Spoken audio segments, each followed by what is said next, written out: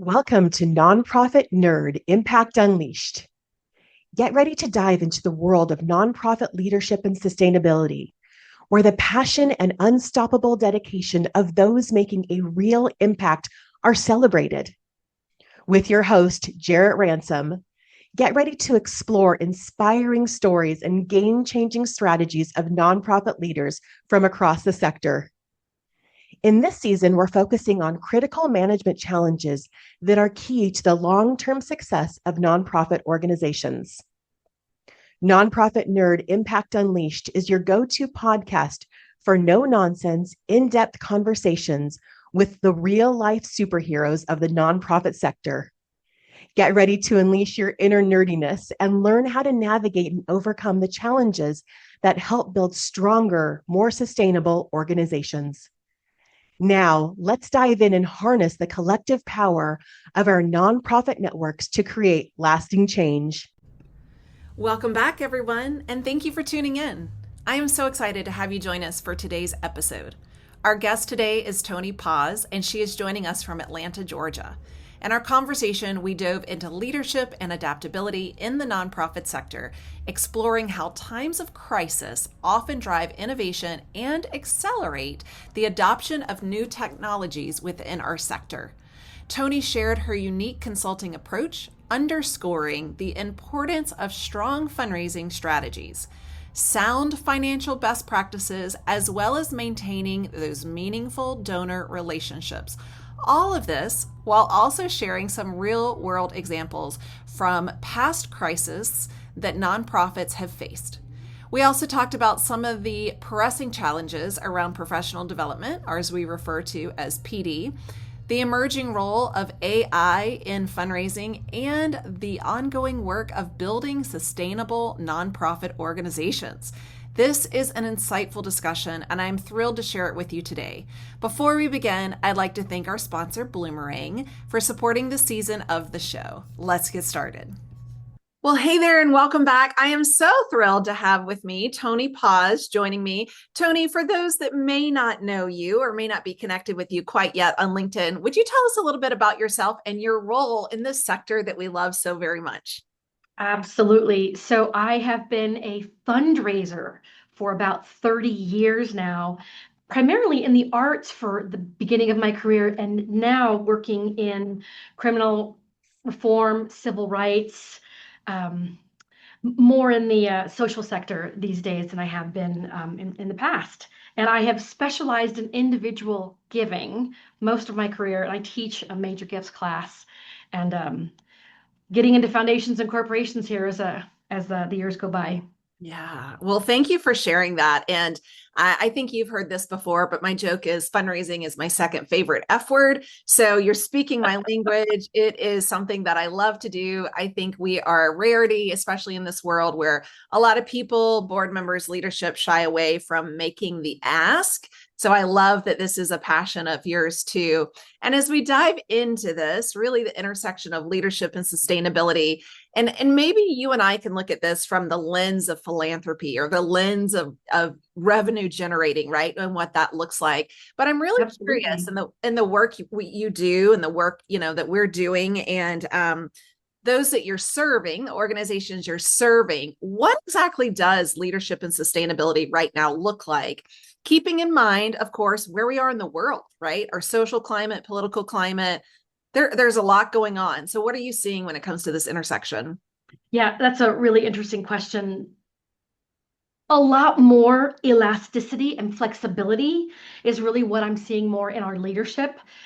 Being able to switch gears is not always what nonprofits are best at. And if you're going to survive this time, being nimble is really important. If you want to stay adaptable, to be more resilient. There are so many things shifting right now that's really what we're focusing on, being okay with ambiguity, not just with the economy, but with so many things going on in the nonprofit sector. That is really a critical skill right now, is being okay with ambiguity. Ooh, those are good ones. And I had to write some of them down.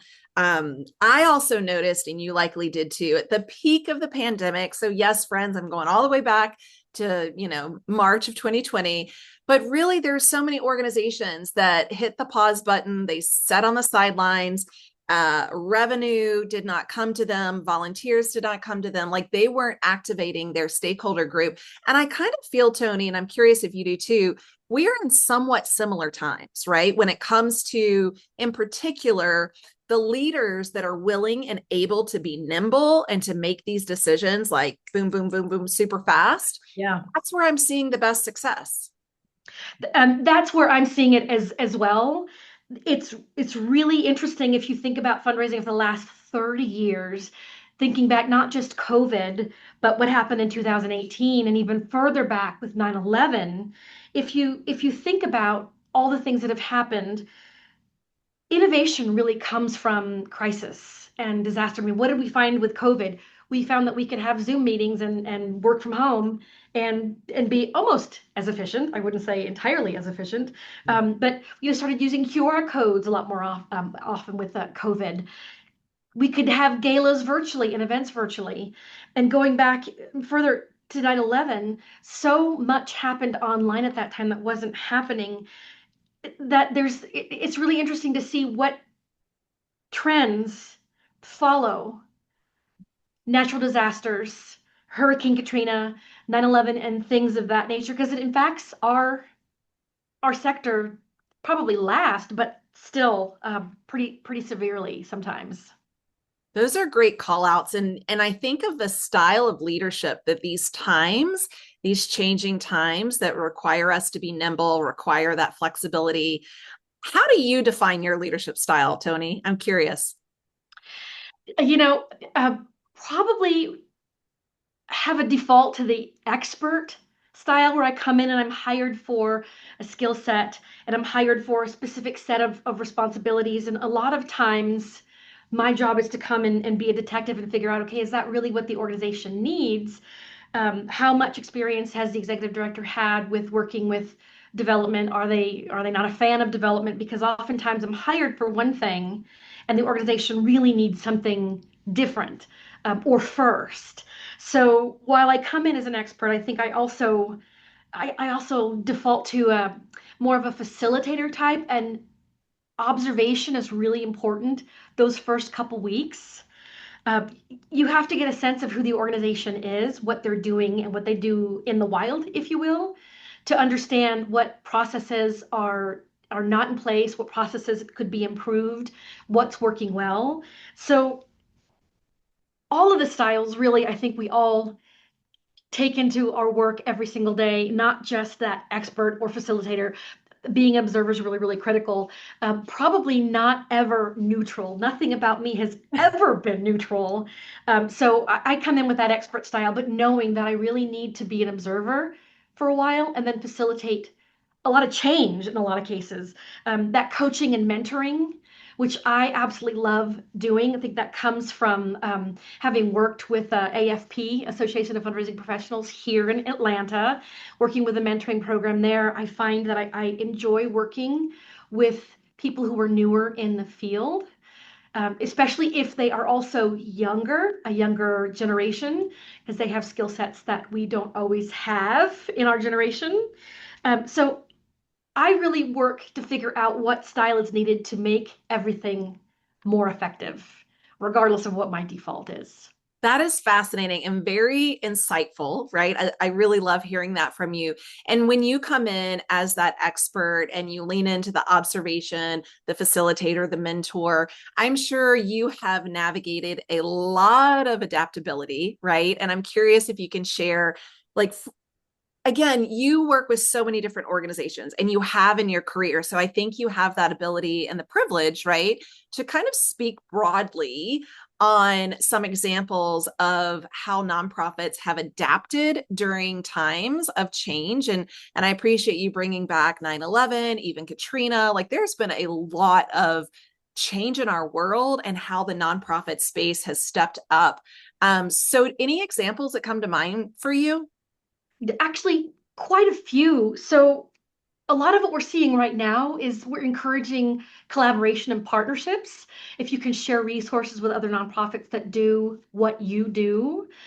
One of the big things we're talking about in individual giving is the monthly sustainer programs. The retention rate is obviously much, much higher for your monthly sustainer programs. And so focusing there, getting people to commit upfront, and then that gift comes out. And every month we're in the subscription model, right? We all pay our streaming devices. We all pay monthly for a number of things. And so this is really a continuation of that into the nonprofit field. So people are really open to that. Whereas I think 5 years ago, we're probably a little bit more reluctant. So definitely focusing on those monthly giving programs. Also, the online gifts, an average gift is over $100. I think it's $107 or $8. And that's a pretty big average gift for many organizations. So if you're not mobile enabled, if you're not optimal and optimized on mobile, we're really going to fall behind. So I find that that's really critical. One thing we talk about quite a bit. The other thing, if you remember 9/11, the big crisis during 9/11 was I think it was the Red Cross. We're subject to much more scrutiny. And I think especially in times of need when resources are scarce and people are looking at our nonprofits to fulfill their need in a bigger way, making sure that we're remaining transparent. So getting your candid seal, your platinum seal of transparency, if you can. I encourage all organizations to make sure that they're sharing all of their information on their websites. Making sure that you're working through financial best practices at your organization. For example, an organization I worked with, if you were contacting a vendor and that contract was more than $5,000, needing to have 3 or more bids on that job. It's our discipline, it's our due diligence, but also makes sense because you never know when you're going to find a new company that wants your business and is willing to go the extra mile. And it's all about relationships. You build that relationship, and then you realize you've got a much better vendor than you might have had before. So I think all of those things come in addition to being conservative with your expenses. The kinds of things that we usually do, we retract as much as we can, reassessing our priorities. I think all of these things are important in this time so that you're staying nimble again, but leading fearlessly. Because one of the things that happens, during this time is people worry about, what do I do? Should I still fundraise? Jarrett, through all of these crises, through all of these decades, our needs don't go away unless you solve your problem, unless you solve that big issue, which we very, very rarely do. There's still a need. So telling your story, making sure that your case is airtight and that it's relevant to what's happening right now, I think that's really critical for strengthening the organizations during this time. Making sure that you focus on your mission and sharing that impact is always critical, but even more so during these crises. And of course, don't stop doing business. Yeah. That need hasn't disappeared. And if you stop talking to your donors, if you stop asking, if you stop sharing your good news, then what's going to happen when the times do get better and you've been out of touch for a year or two, or in our case with COVID, 3+ or more. Yeah. More like 5. Yeah. And you're right. And I think those are really good reminders, Toni. And I have seen, organizations that are still doing the copy and paste for their donor acknowledgement, the copy and paste for the case statement, the copy and paste for you name it. Right. And I don't think that we're putting the effort into, well, it's not just the effort. I don't think we're pausing enough to assess what is being put out there and then really, providing an update to that so that it is so relevant. Which really brings me to something you mentioned, which was the candid seal. And that makes me think of transparency. And so many of our donors are, individual donors, our funders, they're looking for operational efficiency. But we also internally, I'm seeing this, and maybe you are as well, staff is still seeking, wanting, craving yearning and begging, right, for professional development. So, how do we balance the need of both the operational efficiency and investing in our people? Because as you called out some of these, significant world changes, our people, this is my opinion, but I think we've not kept up with the changing times for whatever reasons, right?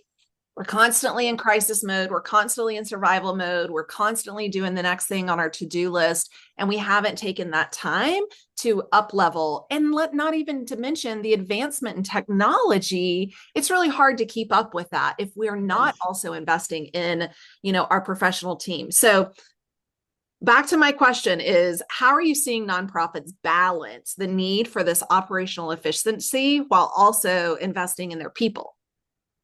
So that's an interesting question because so often the nonprofits that I work with don't really have a professional development budget, Right. or at least not one to speak of. You think about attending a conference. If you're lucky enough for it to be in the same city, registration is usually still $750, $800, or $1,000, and sometimes that's the entire department's budget, and there's two or three people. What I've found works really well, and it works both ways for both people involved. Finding a mentor in your area of specialty, if you're in finance, if you're in HR, finding someone who's worked in this field longer than you have, that can be professional development all on its own, by itself, on fast forward. The best way to figure out what not to do is to talk to someone who's probably done it and was very sorry that they did.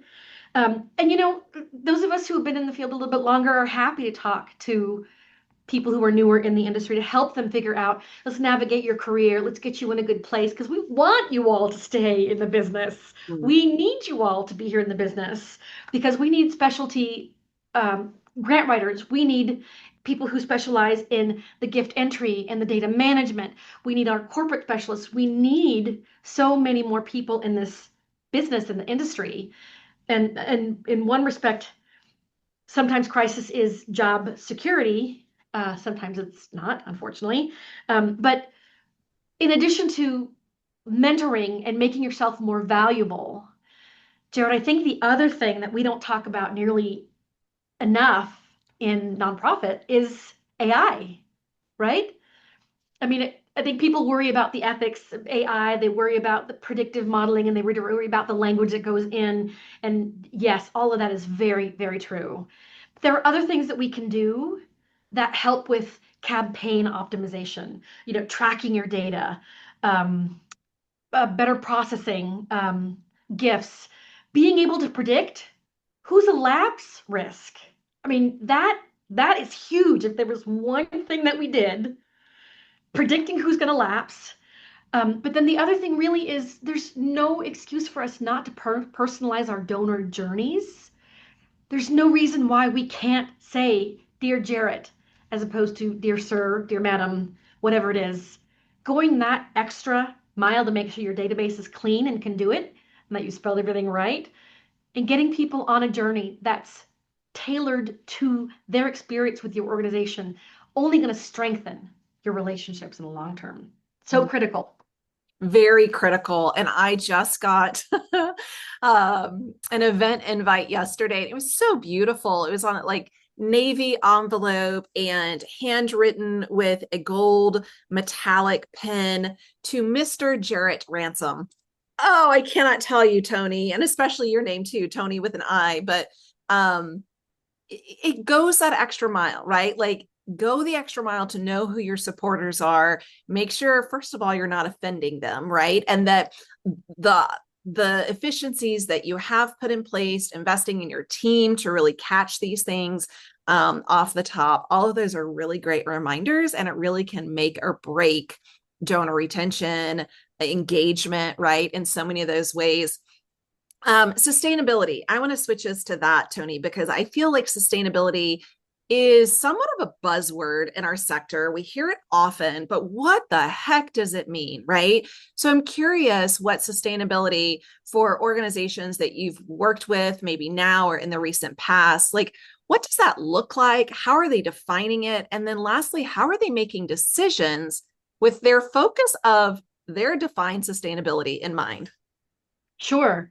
So what I see a lot of people working on and focusing on is their budgets, their income, and their expenses. We all know that we cannot save ourselves to solvency.